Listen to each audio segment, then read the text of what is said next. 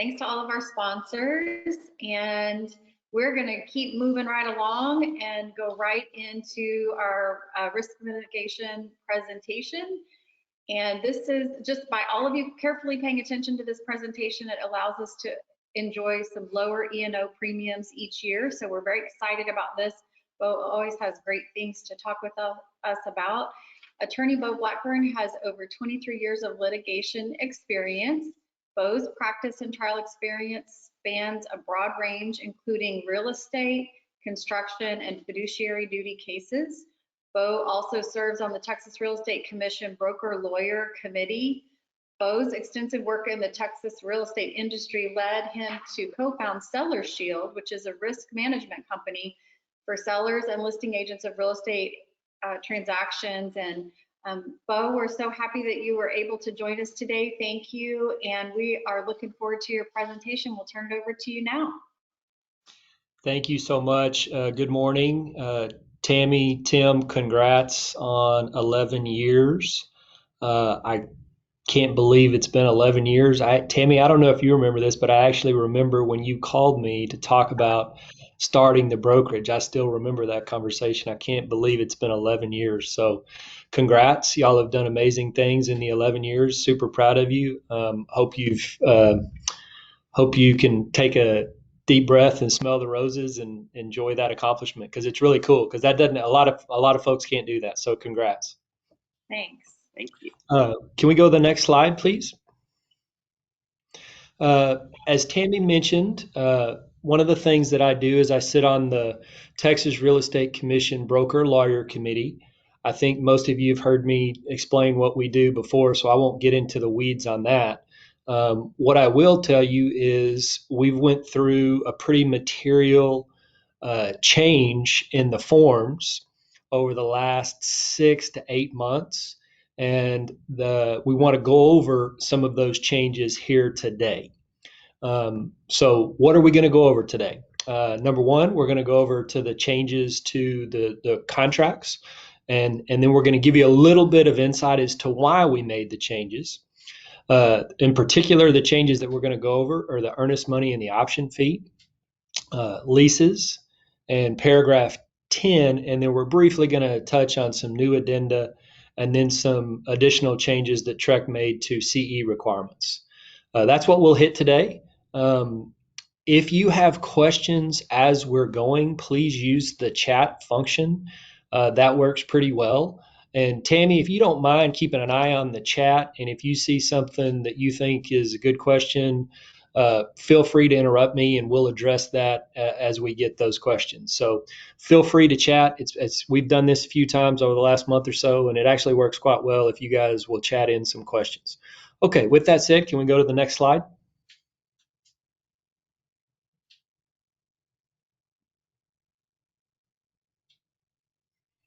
All right, the first thing we're going to go over is when. When will you need to be aware of these forms? When will you need to start using these forms? And the answer to that is April 1. On April 1, the forms become mandatory. So we've got about a month in a week to get used to these forms and get in a position where you can start using them, because they will be mandatory on April 1. They were supposed to be available for voluntary use last week, but as one of the many things that happened last week with the storm, this was delayed as well. The commissioners were scheduled to meet, I believe, on the 16th, but unfortunately they could not meet due to the weather, and therefore they did not meet, or I think they may have met virtually at the end of the week, but I'm not fully sure about that.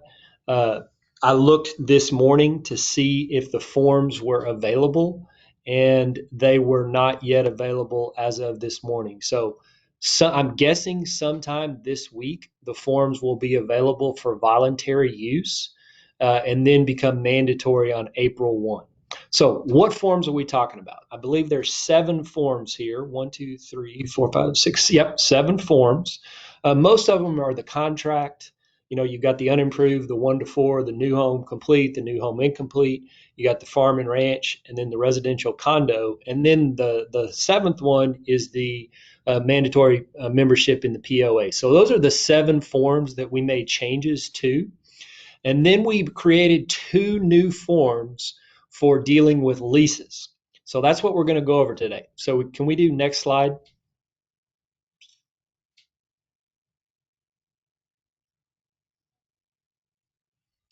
Okay, one of the things that we wanted to make available for you, and Tammy has this PowerPoint. Tammy, feel free to circulate this to your group. This page right here in the PowerPoint it's actually linked to these forms on the Trek website.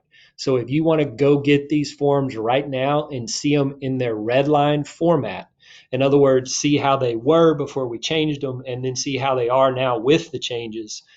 So you can dig in a little bit. That you can click on this link in the PowerPoint, and it will take you to the document at the Trek website, and you can see them in their red line format, which I think is pretty neat that Trek does that for you guys, so you can see the way they were and the way they're going to be. So that will be available for you if Tammy wants to circulate this PowerPoint. Can we go to the next slide? Okay, we've talked a little bit about when will it be available? We've talked about what forms did we change? Now let's talk about the why. The why is in regards to the first one, which is the earnest money and the option fee. Why did we change that long-standing practice of how we deal with the earnest money? I'm sorry, the option fee. Well, the reason is TLTA, Texas Land Title Association, came to our committee, I want to say early in 2020, and they said, hey, I know you guys here on this committee think that the option money should go directly to the seller. But the problem is, in practice, many agents are bringing us the earnest money and asking us to receipt it. And when they say us, they mean their member title companies. And we tell them that the contract says it's supposed to go to the seller, but the agents keep bringing it to us. And you guys may have your reason for having the contract one way, but the practice is that it's not being done that way. And y'all should just change the forms to mirror what's going on in the real world. And they argued that it would be easier and better if the title company was the one that was responsible for handling the option money. So that was the genesis of the change to the earnest money and the option fee. And we'll go into that here in detail, and we'll talk about the pros and cons of that too. But I wanted you to know the why.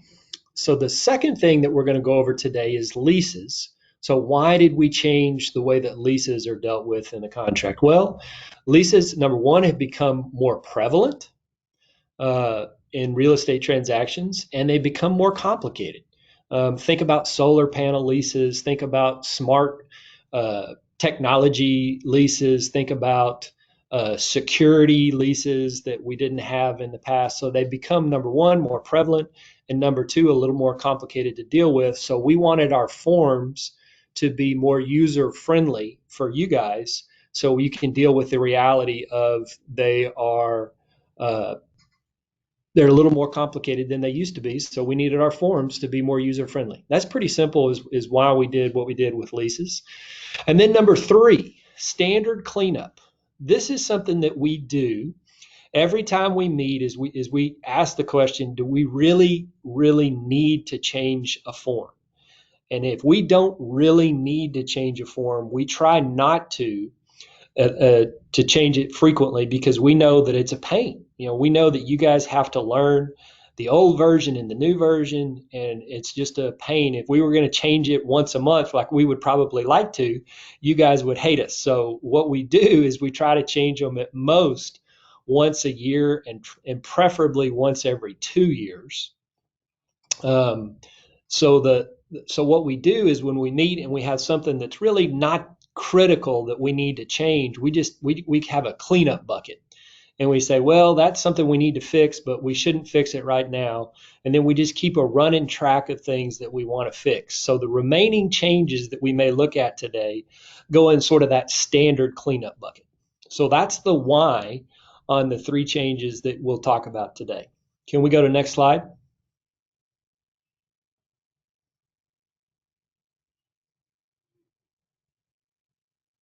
Okay, let's dig into the change to the earnest money and option fee. And what you'll see immediately, and this will be the new paragraph 5 in the contract, in the 1 to 4 family contract. And what you'll see hopefully immediately is we've taken what used to be two concepts. One concept is the earnest money, the other concept is the option fee. And what they used to be is one was in paragraph 5 and the other was in paragraph 23.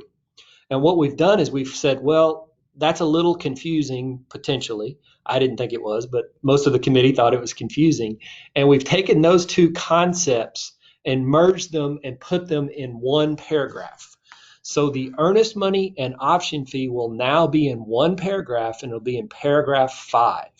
So let's dig in and look and see what paragraph 5 says. First of all, you get the question of when. So let's look here. Delivery of earnest money and option fee. Within 3 days after the effective date, buyer must deliver. Now, I'm going to stop there for a second. And when it says must or shall, that means it's mandatory. You don't have an option. You can't say, well, I'm going to deliver it to somebody else and it's probably good enough. No. We're saying you have to. We're saying within 3 days of the effective date, buyer must deliver to escrow agent, and then the address, the amount of money. You have to fill in an amount of money for earnest money, and then you have to fill in a separate amount of money for option fee. And please notice that's important. We have two blanks. Both need to be filled in. So let's keep going here. The earnest money and option fee shall be made payable to escrow agent. Again, you see the word shall. And we're defining the two checks here, if you're going to write two checks. Earnest money and option fee shall be made payable to escrow agent. So yes, that is a change. The option money is now going to be made payable to the escrow agent. And here's something that we did that I think most people are going to like, and may be paid separately or combined in a single payment. So let's stop and break that down for a second. Let's say that you have an offer you want to make, and you want to have $1,000 as the earnest money, and you want to have $100 as the option fee.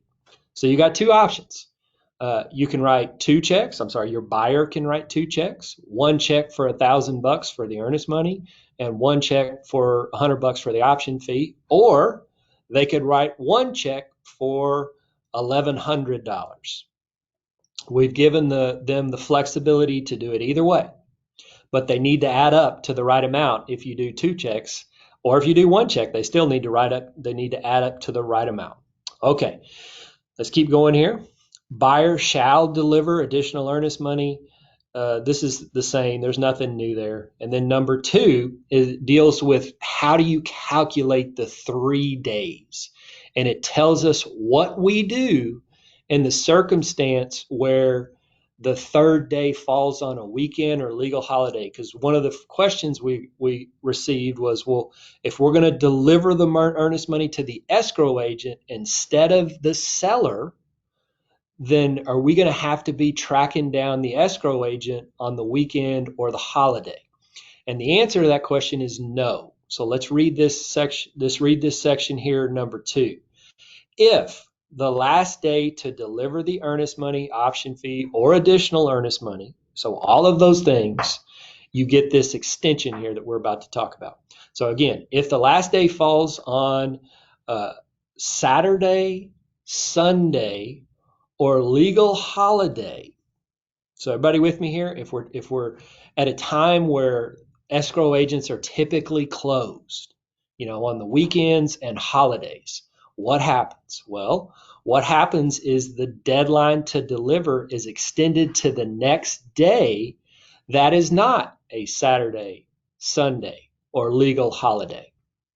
So what we're doing is we're saying you don't have to deliver this stuff on the weekends or holidays. You'll get an extra day even if that means you get 4 days, even if that means you get 5 days. Uh, Heck, last week you may have gotten 6 with all with all the craziness that was going on. Well, actually, I'm not even sure that would extend to 6. I don't know. That's a good question because it's not a legal holiday. But anyway, we didn't address that. That's a good question. What if question? What would have happened last week? The honest answer is I don't know. But what I do know is Saturday, Sunday, legal holiday, you get an extension to the next day. That is not a Saturday, Sunday, or legal holiday. So if day 3 falls on Saturday, it's not due on Saturday. It's not due on Sunday. It would be due on Monday unless Monday is a legal holiday. Then it would be due on Tuesday. Okay, I'm going to pause just for a second, let that sink in. All right, let's move on and talk about section 3. Oh, I'm sorry, if you can go back, stay on that slide. The next one here is section 3. How does the escrow agent apply the money? Well, first, the money will be applied to the option fee, then to the earnest money, and then to any additional earnest money. So let's say that an escrow agent gets a check for, under my hypothetical of 1,000 for earnest, 100 for option. Let's say an escrow agent gets a check for $1,050, but the contract says 1,000 and 100. Well, what the escrow agent is instructed to do here by this contract is to say that the option fee has been paid for. The $100 is applied to the option fee, but that the buyer is short on the earnest money. They're short $50, and they need to correct that during the time they have to correct it, or they may lose their rights as related to the earnest money. Okay, next one, and this is one that we debated a lot about, section 4. Buyer authorizes escrow agent to release and deliver the option fee to seller at any time and without further notice to or consent from buyer, and releases escrow agent from liability for delivery of option fee to the seller. So why is this thing in here? Well, there was 2 main reasons or 2 points that was against doing what we did. In other words, changing the option fee to be deliverable to the escrow agent. One of the points or one of the concerns was, frankly, a lot of people had issues with the way that escrow agents and title companies in the past have dealt with earnest money disputes. I don't know if any of you have experienced this, but frequently you'll have escrow agents who'll say, look, I don't care what the dispute is. If you both won't agree on how the earnest money should be released, then we're not going to release it. So there's a lot of criticism over how escrow agents have dealt with the contract as it relates to earnest money disputes. And people said, well, if they're not doing a good job with the earnest money disputes, why would we let them have more responsibility in dealing with option fee disputes?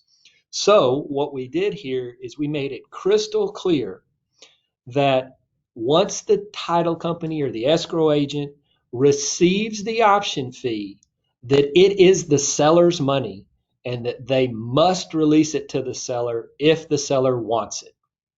And we kind of do something that lawyers call belt and suspenders. What you'll see here in paragraph 4 or section 4 is that we say that the buyer releases the escrow agent and tells the escrow agent that they can give to the seller at any time and without any consent from buyer. So that's the first part. And then we do the suspenders and say, not only that, the buyer releases escrow agent for any liability of giving the money to the seller. So what we're trying to do here is make it crystal clear that once the escrow agent receives good funds from the buyer, that money is the seller's, and all the seller has to do is say, I want my money. So we tried to address that concern about the escrow agent being a good arbiter of disputes and just make it crystal clear that once that money is there, it's the seller's and the buyer has absolutely no claim on it. The second issue that we talked about that was a con or a negative against doing it this way was related to the fact that it really is the seller's money right away. And why are we putting the burden on the seller to go get the money from the title company? Why shouldn't the burden be on the buyer to deliver the money to the seller? Is that fair?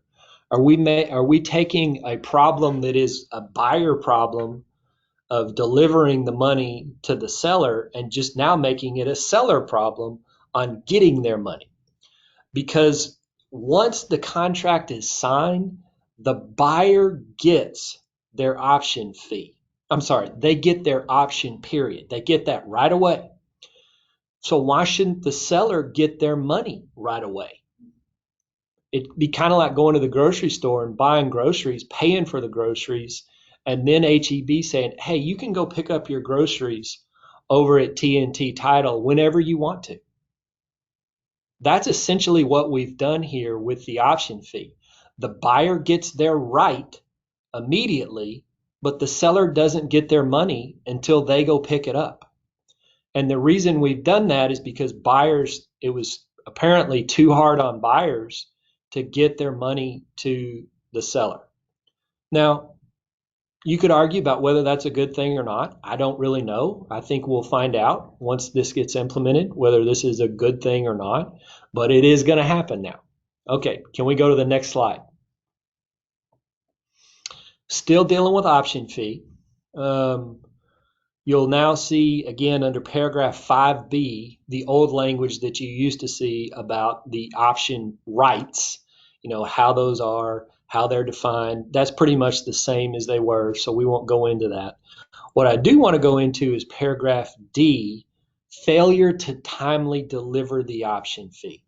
Because as you guys know, based on what Tammy said, my job over the last 20 something years has been to defend real estate agents and real estate brokerages. And I see a potential problem here for what we did with taking paragraph 23 and now condensing it all into paragraph 5. I think that it's a little harder to understand the option rights. It's a little bit more buried than it used to be. I liked that it was set out separate and apart because it was a really important thing for defending agents and brokers. It was one of the things that I stood up in front of every jury that I've ever stood up in front of when I'm defending an agent. And I said, look, in Texas, we believe in this thing called protecting your own self. And there's a Latin term for that, but we believe in that in Texas. We believe that the buyers should do due diligence. We believe that it's important for them to protect themselves. We don't think that they can go through a transaction, close their eyes to the facts, and then complain about it after the fact. And I point to the option paragraph when I make that argument on behalf of agents and say they had a right. They bought a right to protect themselves and to do due diligence. So I'm worried that we're diluting that argument by taking that paragraph and condensing it in here the way we've done. So what I want you guys to do for me, so I can help you if this ever happens, to make sure that your buyers are reading this paragraph and that they understand how important it is. If you're going to go over any of the paragraphs with your buyers in the contract, make sure you go over this one because it is very important in protecting you as an agent if there's ever a claim made against you. It's one of the key arguments that I make when I represent buyers agents and sellers agents. Okay, now that's a sort of a higher level argument. A very specific thing that I'm worried about is that that you as an agent, you might get going fast and you might not write in an amount for the option period. Under my example, you might write in $1,100 under the earnest money, thinking that, I can just write 1,100 here as opposed to 1,100. Because if you do that, then you're going to get your buyer in a position where they do not have an option period. Both of those amounts need to be filled in for the earnest money and the option period. Okay. And then finally, time is of the essence. What does that mean? It just means that it's a strict deadline. A lot of the deadlines in the contract are not strict deadlines. We've talked about this many times in the past. As you probably remember, closing is not a time is of the essence. This particular deadline, the option fee and the earnest money, and any additional earnest money, time is of the essence. And what that means is if you miss the deadline, then you lose your rights. Okay, let's go on to the next slide.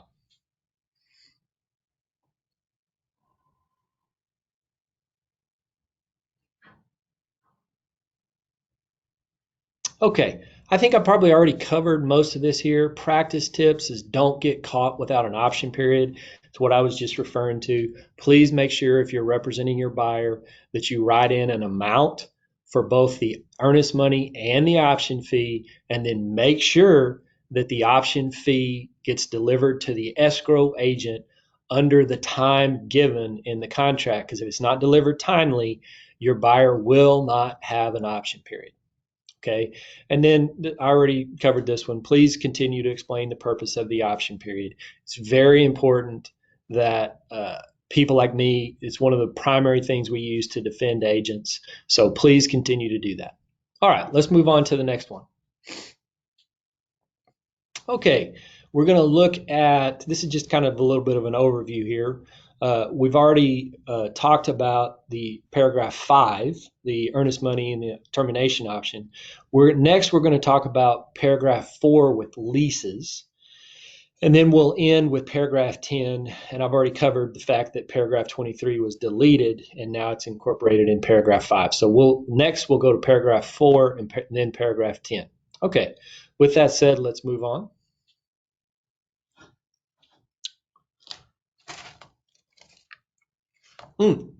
This is also another little overview. One of the things that we'll see here in a minute is we created 2 addenda, and that is 2 new addendum for handling leases. And we're about to get into those. So let's keep going. All right, here we go. Paragraph 4, leases. When I teach this, I try to start from where we were and look at leases at a super high level, really, really high level. And then we can get into the weeds a little bit, but frankly, not very much because we don't need to. Leases, I think if we read this first sentence here, you'll see how we generally deal with leases. Here in real estate transactions, residential real estate transactions. So let's read the first sentence. Except as disclosed in this contract. So let's stop right there and think about what does that mean?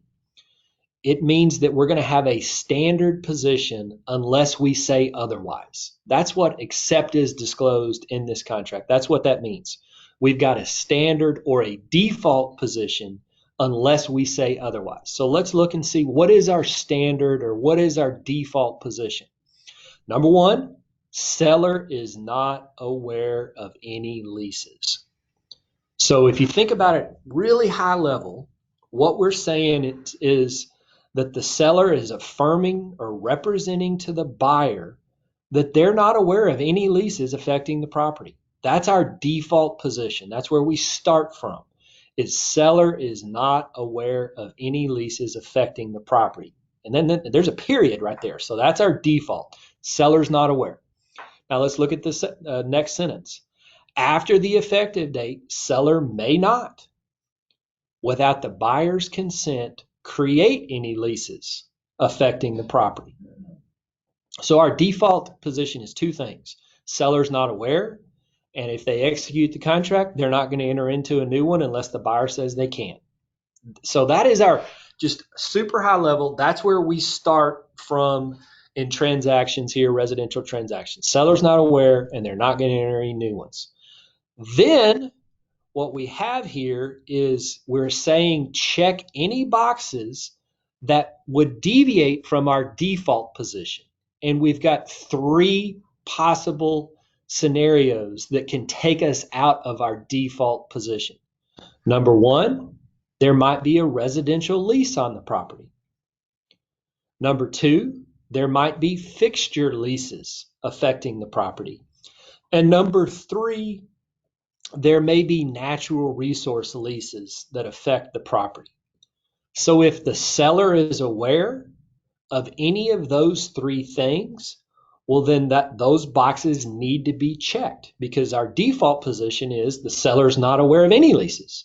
So if the seller is aware of a residential lease, well, then they need to check box A, and then they need to use the addendum regarding residential leases. If they're aware of a fixture lease, same thing. Need to check that one, and they need to use the addenda regarding fixture leases. And we may have scenarios where the seller has a residential lease and fixture leases, so you may need to use two addenda regarding leases. That's definitely possible. In fact, I would think it's likely under some scenarios with the amount of leases that we now have on the property. So we have addenda for residential and fixture leases, and we're going to go over those here in a second. But we do not have an addenda for natural resource leases. You may say, why? Why do you not have an addenda for that? Well, frankly, we're not competent to draft them. I mean, it's as simple as that. You guys are not competent to draft them. We're not competent to draft them. It's too damn complicated. That's just the bottom line. If there's a natural resource lease, we need to carve that out, and we need to tell the parties that they need to do extra things that we just flat out can't help them with. So that's why there's no addenda for natural resource leases, because it's just too dadgum hard to draft it. All right, let's start with, well, actually, let me back up a second. All right, let's go back to our general position of seller's not aware and they won't enter into one. Now, if we default into one of these other three areas, then what do we really want to happen? It's pretty simple. It's actually very simple, and it's consistent with what I was talking about earlier with this concept of due diligence, that we want our buyers in the state of Texas, we want them to be driving. We want them navigating through the transaction, making informed decisions. You guys have seen me do the silly explorer thing before. We want our buyers to be actually participating, and we want them to have actual knowledge of what's going on. And then we want to have them have an ability to get out. If they don't like what they found while doing their due diligence, one of the key things to that is give them an ability to get out. So that's what we've, at a really high level, that's what we've done with these two leases, is we've said, number one, if they're there, give it to the buyer. How are they going to do due diligence if they don't have the dadgum thing? So number one, give the lease to the buyer. Number two, give them some time to review it and get out if they don't like it. And that's really all we've done with these addenda, these two new addenda. It's very simple. We're going to look at them here in a minute, and we'll highlight those things. But let's go over this natural resource lease, what happens there. And I think you'll see it's pretty similar. First of all, we tell you what a natural resource lease is. It's oil, gas, minerals, water, wind, natural resources affecting the property. So we tell you what it is. Then we say, okay, has the seller given it to the buyer? If not, we deal with that. And then we say, let's give it to the buyer. Or let's say the buyer doesn't care. Whatever. It's up to the buyer. They can say they don't care. So that's option one, is the seller has delivered to the buyer a copy. Again, it's consistent with what we've talked about, due diligence. And then option two is seller has not yet delivered to a buyer a copy of all the natural resources. And we say seller shall provide to buyer, they have to. Seller shall provide to buyer a copy of all natural resources within 3 days. And then there's the second part. Buyer may terminate the contract within blank days. So it's consistent with what we talked about. Number one, we want the buyer to know. We want them to have actual knowledge. And number two, we want them to have a right to get out. That's the core at what we've done with everything related to leases. Okay, let's go to the next slide, which I think will be the addenda regarding, I think, residential leases. Or maybe I got ahead of myself. Let me see, what do we have? Yeah, this is the addenda regarding residential leases. A couple of points on here. Seller has the obligation to make sure property is vacated. Practice pointer, yeah, it could be expensive to get a tenant out. So you may want to think about, if you have that scenario, you may want to think about how that impacts the timing of your closing. And you may want to think about how you negotiate for that on behalf of your seller. Then we've got a little practice point in here about if leases are assigned or assumed. Um, Again, I think that's pretty straightforward. Yeah, okay. I think this is pretty straightforward. I don't think we need to spend a lot of time on it. Y'all need to read this stuff for sure, but at its core, it's what we already talked about. We're going to give it to the buyer and we're going to give them the time to get out. All right, let's go to the next one. Okay, this is for fixture leases, and the first thing we point out, it's only for leased. I assume that makes sense, but we probably should point it out. This is only for leased fixtures. It's not for fixtures that are owned. So it's lease only. Here's a practice pointer. At the appointment, if I was taking on a listing now, I would ask, Mr. Seller, Mr. Owner of the property, do you have any of your fixtures leased? Like an example is the water softeners.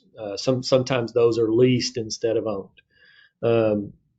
I think another good example that we see more and more of is solar panels. A lot of those are leased as opposed to owned. And sometimes dealing with those leases and unwinding those leases takes a little time. So if I was on a listing appointment, I would want to ask those questions at the time of listing so you can start advising your seller on what to do rather than wait until you've got a potential buyer wanting to hopefully close quickly. So I would get ahead of that one, and that's one of the main practice points here. Yeah, I already talked about the buyer can terminate. Okay, let's move on. All right, before I leave leases, I noticed there was some good stuff coming in on the chat.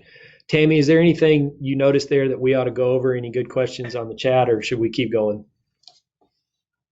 Yeah, I liked, there was one that I think is a good question from Carlos. Said, will the title company accept a late option money check from the buyer, or will title deny it and the buyer has no option period?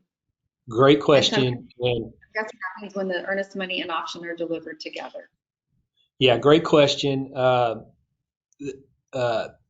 One thing I forgot to go over that reminds me is we'll probably get this question here in a little bit, is one of the other things we did to the contract is we put in a space for the escrow agent to receipt earnest money.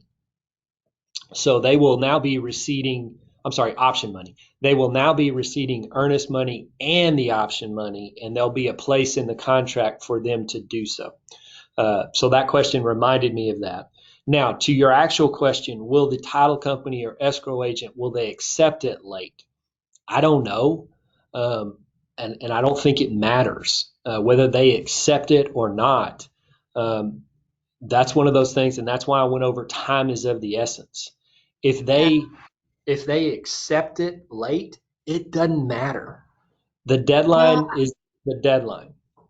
I think the reason that that comes up is because we have in the past had option money not received by a seller or broker or listing agent.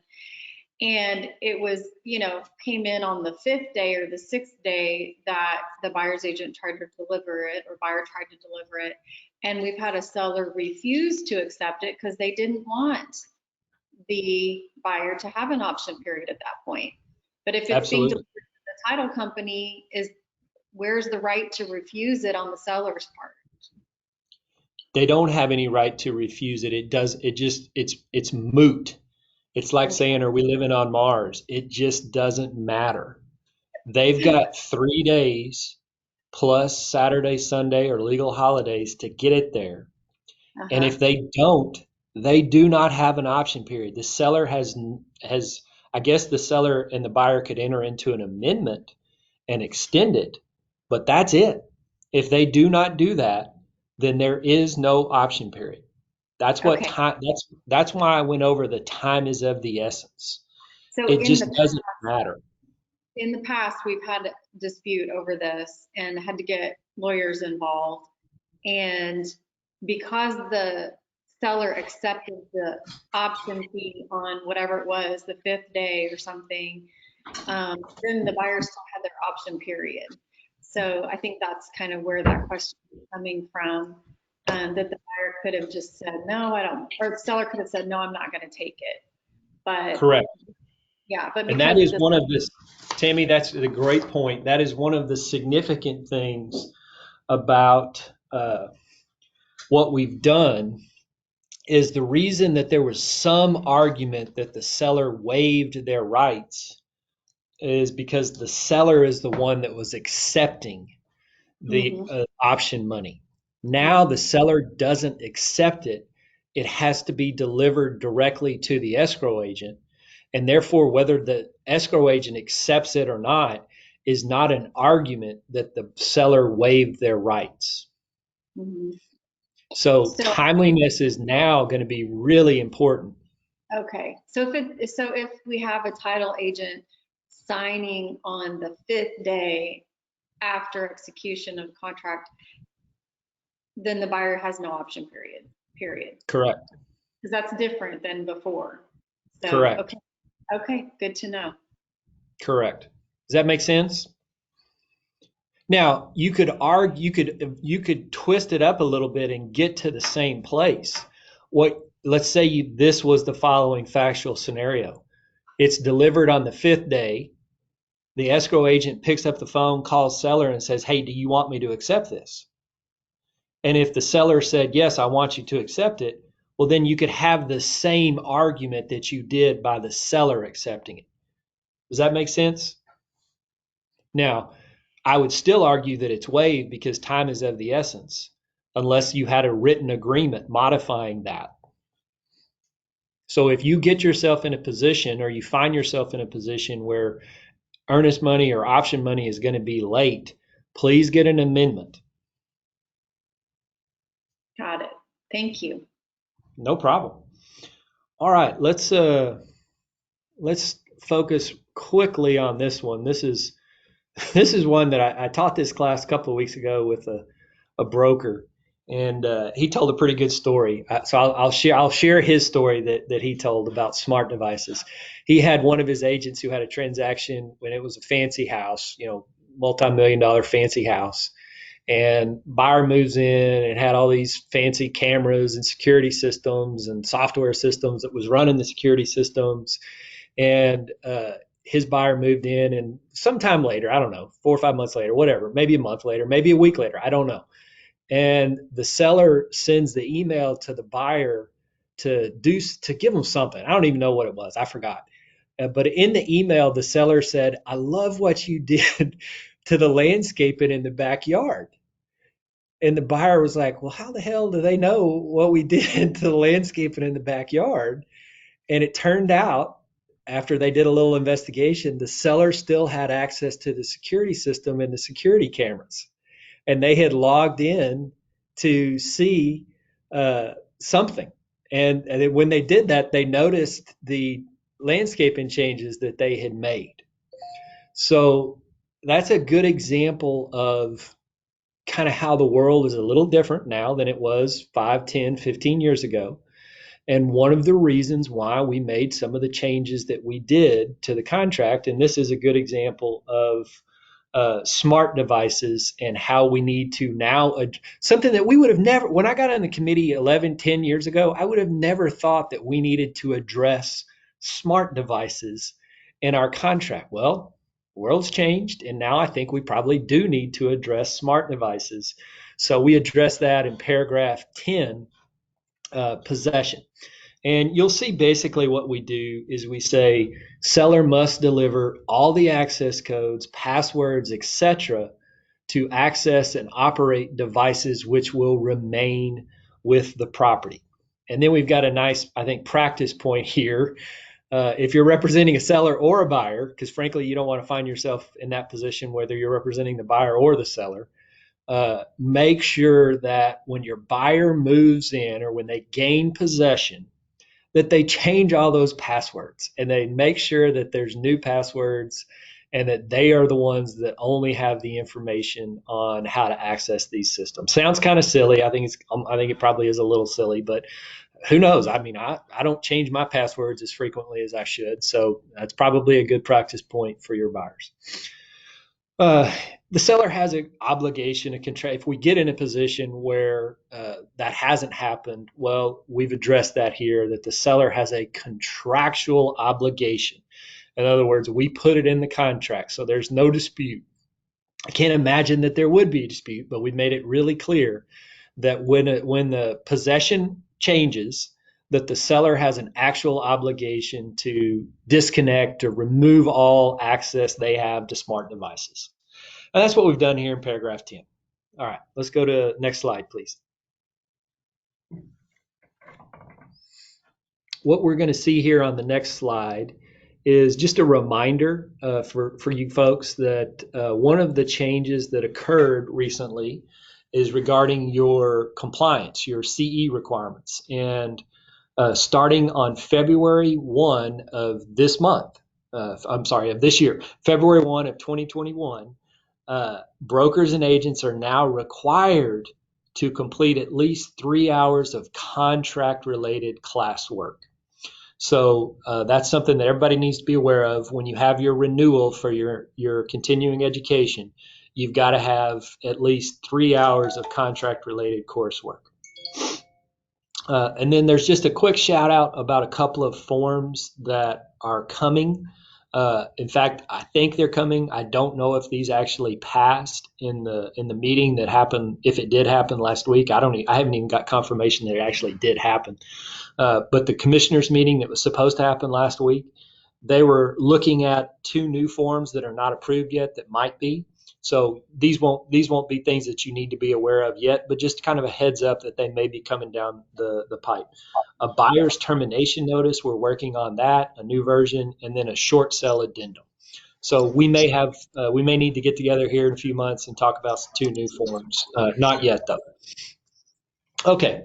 I'll go real quick on the Seller Shield stuff. You guys have been great users of Seller Shield, so we don't need to tell you what it is or please use it because y'all are helping me out already by using it.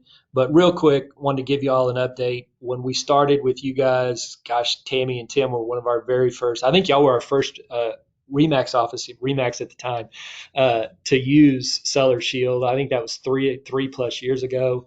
Y'all were one of our very first offices to start using the product. I just wanted to give you a quick update. We now are in 11 states.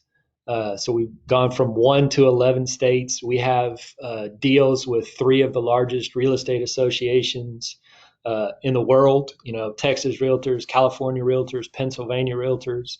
We have a deal with ZipLogics. We have all the biggest brokerages in the country that are in some form or fashion are using our product. So just wanted to let you know that we're not just a little startup anymore, that we came to you guys when we were to ask you to use it.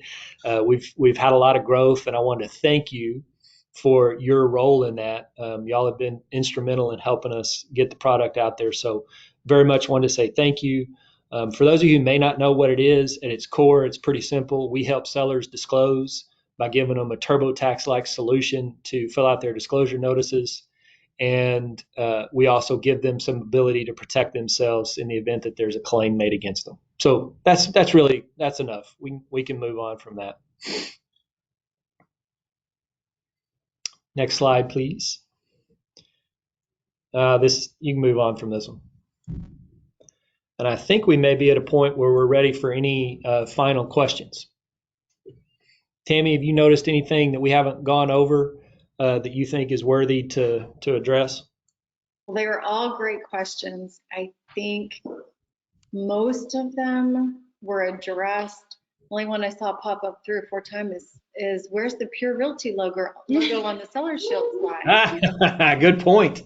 I need to address that. But I think everything else pretty much was addressed. You talked about timing for delivery of option and earnest money. Somebody asked something about good funds. I think the answer is yes. A check will be, personal check's probably fine as long as the title company accepts that. I think that's pretty much everything. If anything else comes up, I'll just email it to you. Beautiful. Sounds good. And Tammy, just a reminder, if you want to share this with the group, the PowerPoint has the links to the actual Redline forms. Okay. If anybody wants that, it's in the PowerPoint. No pressure, obviously, but if you want it, you can find them there. Okay.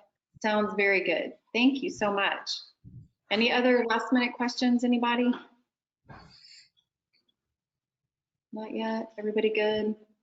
Okay. Awesome. If there's anything we missed, we'll send it to Bo in an email. So now we're gonna just thank you so much, Bo, for your all of your insight there and everything that you shared with us today. And we just appreciate you as a great resource for us. And I appreciate that you always let me call on you when something's over my head and I need some help. So appreciate that so much. And I hope you have a great day. We'll see you later. Likewise. Yeah, everybody. Thank you, everybody. Enjoy this beautiful weather after last week.